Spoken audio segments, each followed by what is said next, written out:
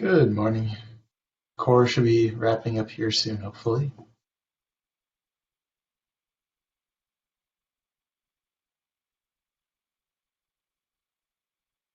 Orlando, long time no talk. How are you guys doing? Hey Mark, yeah, good morning. It's been a while. Doing okay? Yeah. Have you played around much with the persistent RBD write cache? No, it's on the queue. I haven't played with it yet, but I've heard a little bit about it. One of our guys on our side has been playing with it, and he wanted me to help him a little bit with the performance debugging since it was going kind of slow.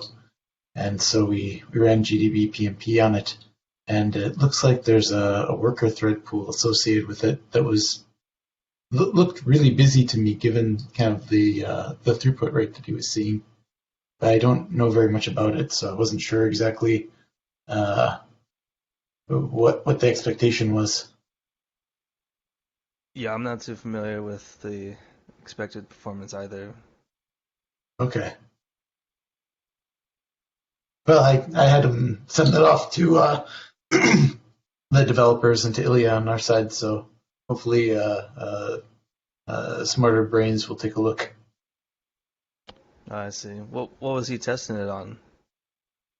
He ran both FIO tests with librd, the RBD engine, and then Yeah. also ran RBD bench and some Python. He wrote a little Python program that just used librd directly for doing stuff. Um, and all of them kind of seemed to show similar issues where it was actually a little slower than just running RPD natively. So maybe it's a configuration issue or something else was going on strange. But Hmm. that was kind of the seemed to be the prevailing theme, at least on the test setup that he had. I see. Well, hopefully we'll get people that know this better than we do looking at it, and they can decide what they think. Yep. What have you guys been working on lately? Uh, I've been focusing on both RBD workloads and a little bit of Ceph actually.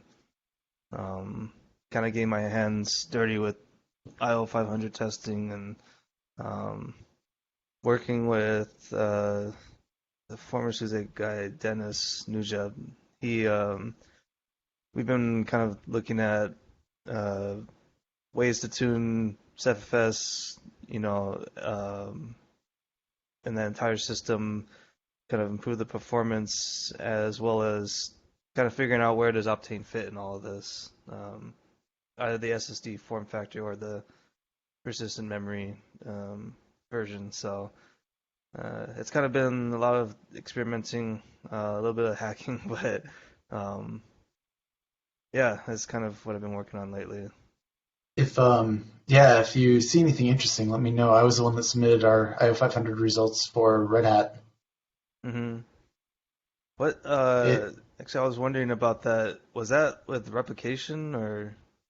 No, they don't require it. And it was Yeah. actually they Okay. told me don't do it. No one else does. Yeah. So we turned it Yeah. off. Yeah. Yeah. No, we figured, and yeah, we were thinking about that too. Yeah, it's interesting. I know it's ridiculous, right? Like it's It feels so totally. weird to turn it to one. I know, and it's just like I mean the whole thing is kind of.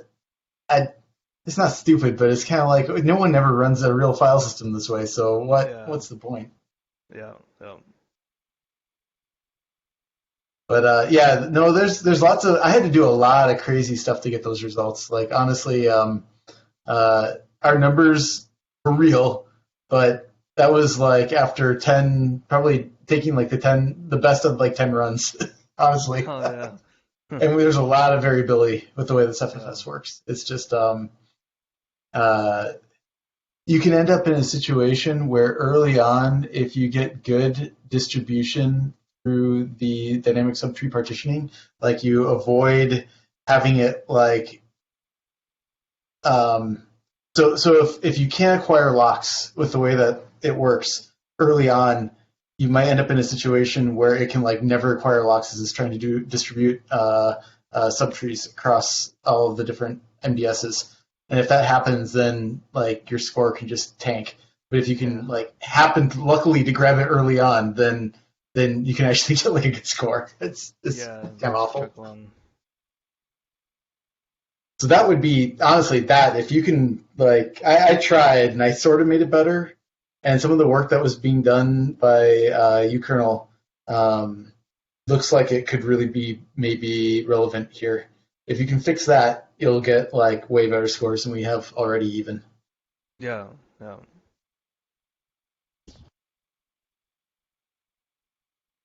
All right. Well, I don't think cores actually ended. They must be like chatting about stuff over there. So maybe we'll just get started. Um, I imagine they'll get in here sooner or later. Um, all right. I was surprised. We have like a ton of PRs that came in from a guy at IBM in their research group, and this is like out of the blue, but he's it's like catnip for me because he's looking at like memory allocation optimization and like avoiding memory copies and all kinds of other random stuff all over the place. Most of it kind of focused actually in librd, but some of this is relevant for other stuff. So. I won't get into each one of these individually, but go take a look. I'm like impressed and very interested in what he's doing. So Ori, I think his name is. I hope I got it right. Oh, and then I've got my stupid little PR that increases the OSD client message cap, which is like a one-liner that now needs to be rebased. But that's based on the stuff that we talked about last week. So that's yeah, fine. Must be closed. Kifu's ABL allocator merged. I think they got some reviews and good, so that's neat. Or sorry, that was not ABL allocator. I think that was just changing some options here. Sorry. He had something else, a B-tree thing. Maybe that already merged. That's what I was thinking of. Okay, updated. This manager TTL cache. There were results that were posted a little while ago. Then there wasn't a whole lot going on with it, and then it just got some updates recently. I don't know what those are, but that seems to be just kind of moving along. And hopefully it'll make the manager faster. So that's great.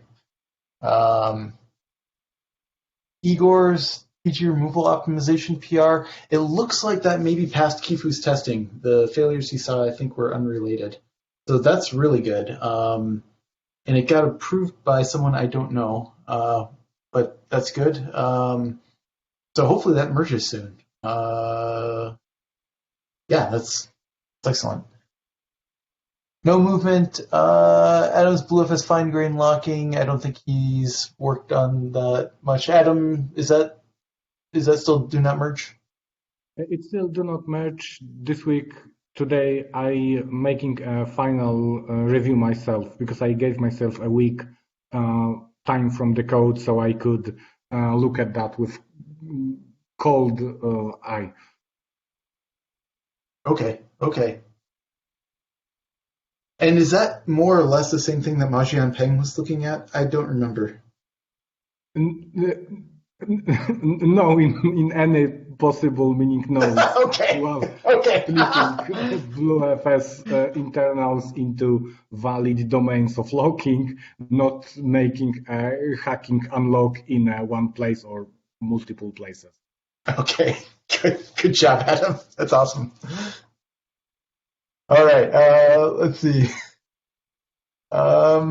Oh, and then you also have the TC malloc thread cache, which kind of I think is languishing because we fixed it at the other layer, but I still think that's really good if we can get it in.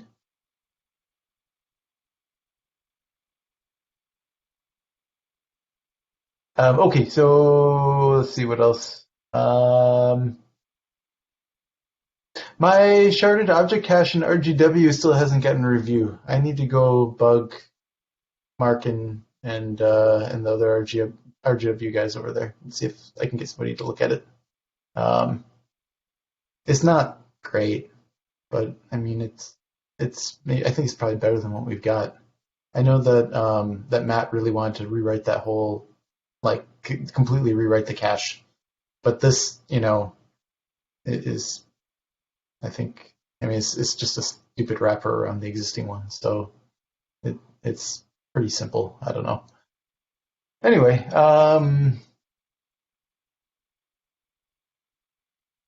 let's see. A lot of this other stuff is old. My age banning PR still needs to be updated and merge. I need to work on that. But still there. It was updated a couple months ago or something when Adam and I were working on his trying to see if we could get running on top of his stuff.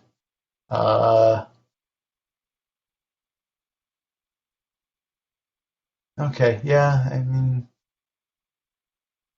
there's other stuff here that we need to look at again, like Adam and Igor's not here, but we still need to make a decision on what to do about the pinning in the ONode cache. But we'll wait for Igor to be around, I guess. So, yeah, that's really about it, I think. Okay, anything I missed, guys? Possible I missed some closed stuff because I don't know that I actually got time to look over it. I have a quick general question. Yeah. There's that big blue store change that basically drops the continuous tracking of allocation and rebuilds it on restart. What's the Yes. status of that effort? I didn't see it listed here. Almost ready to go. Gabby's got it almost just like one last bug to fix, basically. Cool. Or one Cool. last Okay. bug to drag down. And that's like a 20% bump or something like that? You can get almost like 20% bump if you just do small 4K random writes, then you can get close to that. But that's, of course, corner case. Maybe it's like best case. 25. Yeah, it's 25% on 4K IO. Yeah. Cool. Okay. Sage, it looks like we kind of oscillate depending on what we've been doing, what we've been optimizing, on whether or not the KD sync thread is a bottleneck for writes. So like we kind of oscillate back to it being a bottleneck again, and this looks like to me this is really the real advantage here, right? Is that we're doing much less work there. Yeah. Yeah. Fewer CPU cycles. Less data to push around inside RocksDB. Yep. Yeah, it's like 25% in 4K IOs, maybe a bit more. Yeah. Cool. That's exciting. Will it be optional? I mean, it's kind of it's interesting in that you get the best advantage performance-wise when it's small IOs, which in general is going to correlate to like a more fragmented store, which means a slower rebuild time. If you do fail and have to restart. Whereas if you're doing like big objects, then there isn't much benefit, but also there isn't much cost either, right? Because the restart will be quick to scan the rebuild the data. There is an option to enable, disable this thing, and you can also roll back. Yeah. I was just thinking whether it makes sense to like point people at that, but I'm guessing that it won't matter that much because people who wouldn't benefit from it would be those who are writing large objects, and they won't be penalized by it either because the restart rebuild will be quick. Does that make sense? Is that right? There is, assuming that it's work, then there's very little penalty associated with this scenario. Yeah. Because even the rebuild is no big deal, assuming your system is not crazy big. Yeah.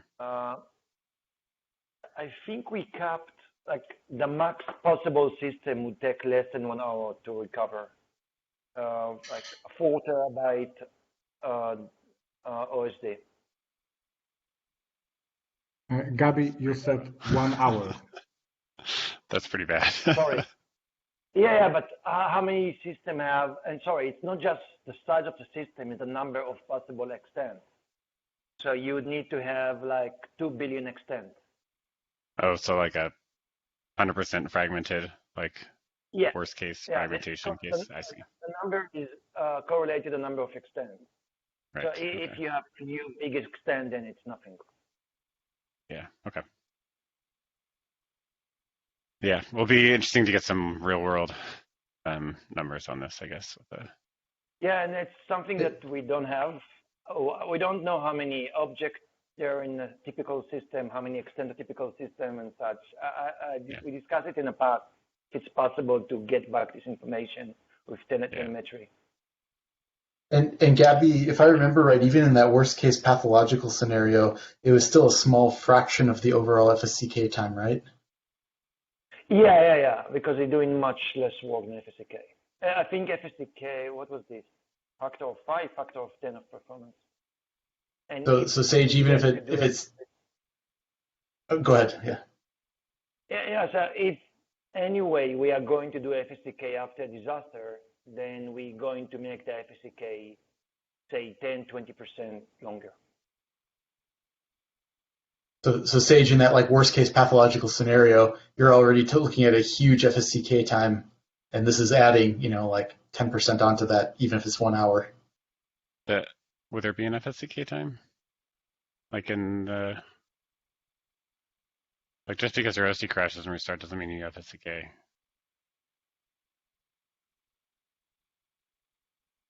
Gabby, remind me under what scenarios we end up doing this. Are there scenarios that? Well, with this change, yes, you have to do a rebuild. What should happen if the system drops dead without proper shutdown? When we do proper shutdown, then it takes half a second to restage the whole thing. If we are allowed to do proper shutdown. If the system goes down without shutdown, then we need to reconstruct. Yeah. So does this pull request also change the shutdown behavior? Because I seem to recall about a year and a half ago, we made it so that the OSDs, by default, when you send them a pop signal, they just kill themselves instead of trying to do a shutdown. Yeah, we need to change that for a follow-up. Yeah. I think when I get this first parse merged, and then I'll also make the fast shutdown behavior work. Got it. Okay.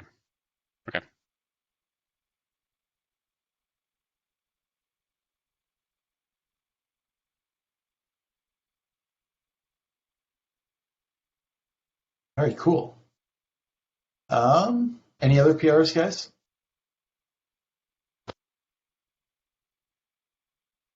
Oh, then let's move on.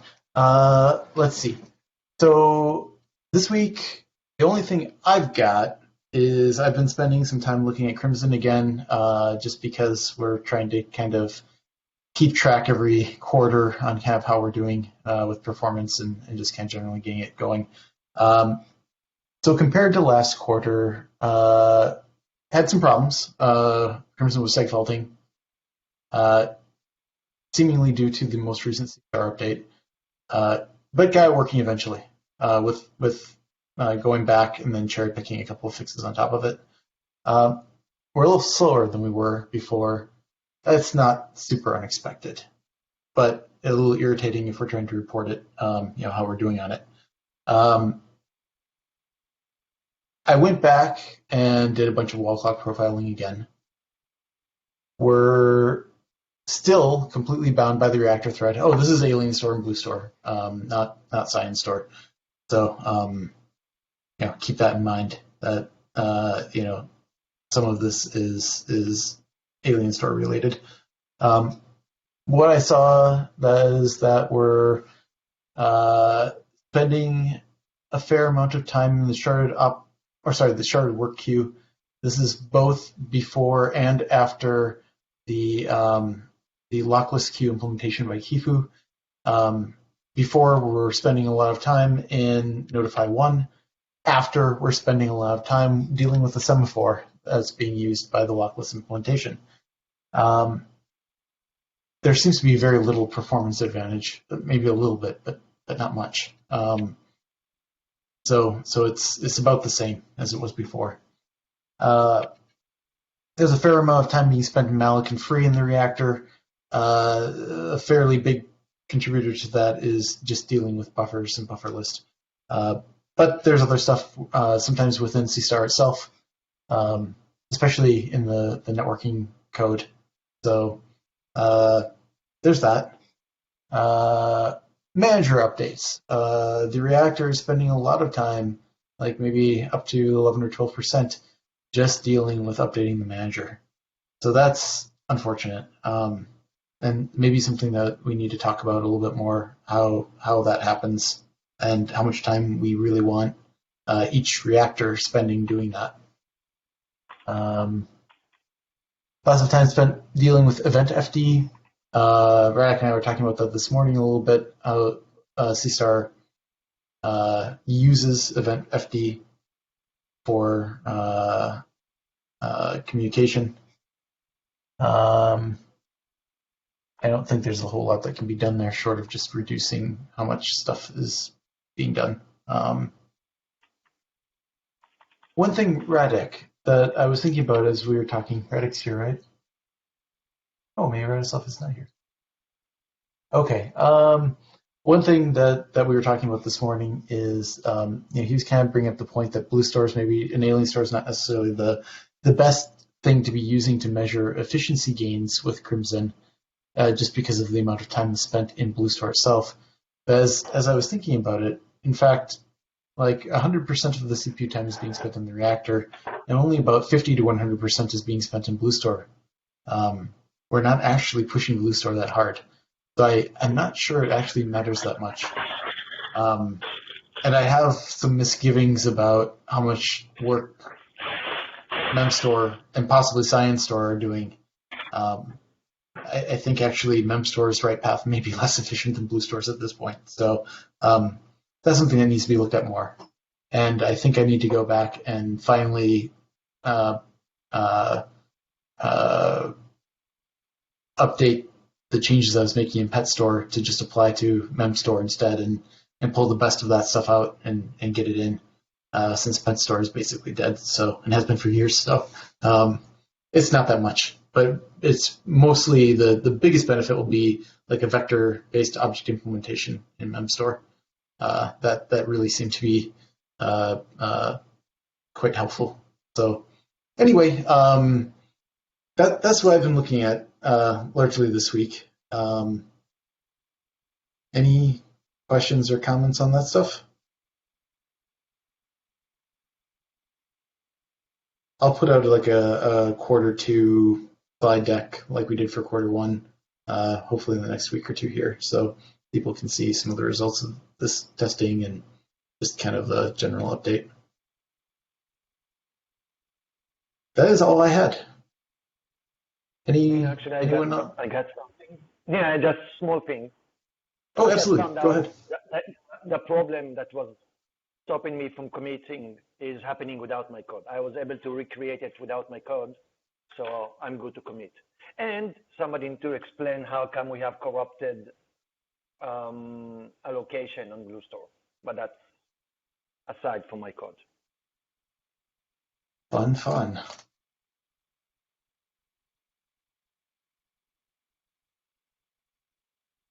Gabby, remind me, what was this latest problem? I haven't been keeping track of what's been going on.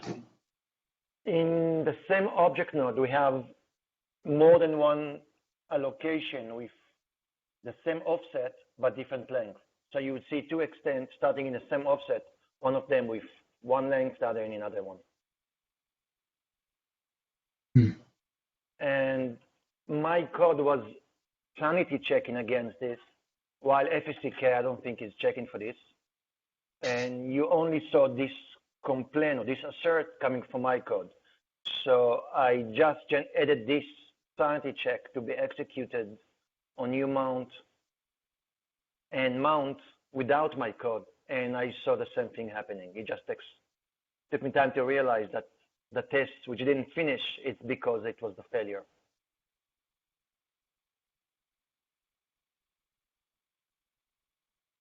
Wow. Good job. Way to catch stuff. Yeah. So now we need to understand why this thing is happening. Yeah, now the difficult path to find who is doing that. Yeah. But that's good news for your PR, though. Sounds like you're ready, and that's exciting. Yes.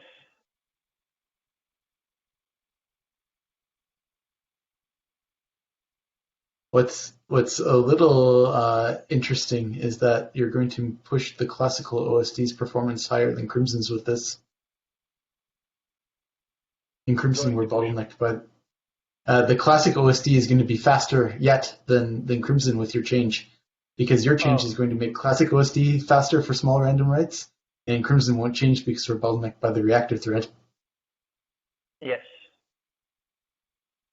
It'll make it even a little more tough to make Crimson. We have more work to do. We can do the same change for Crimson if we use Blue Store, right? Because we also have Crimson Blue Store.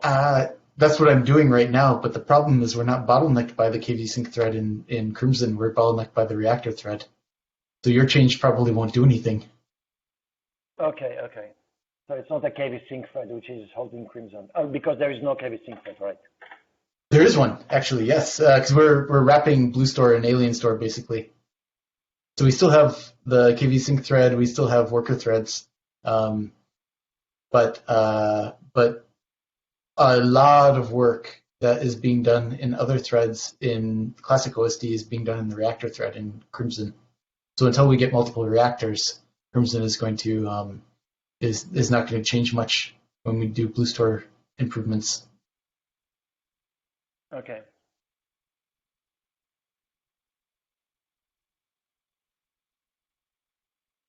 Which, without Radek here and Kifu here, I guess it's not worth talking about it. But the more I look at this, the more I think we need to get the MN multi-reactor work going.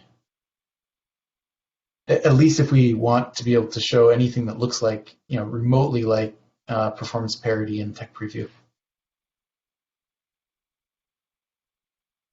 I don't think we can do it just with optimizations to the reactor.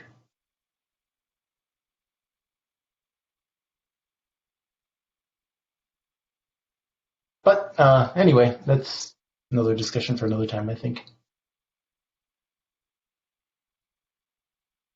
All right. Well, anything else from anybody?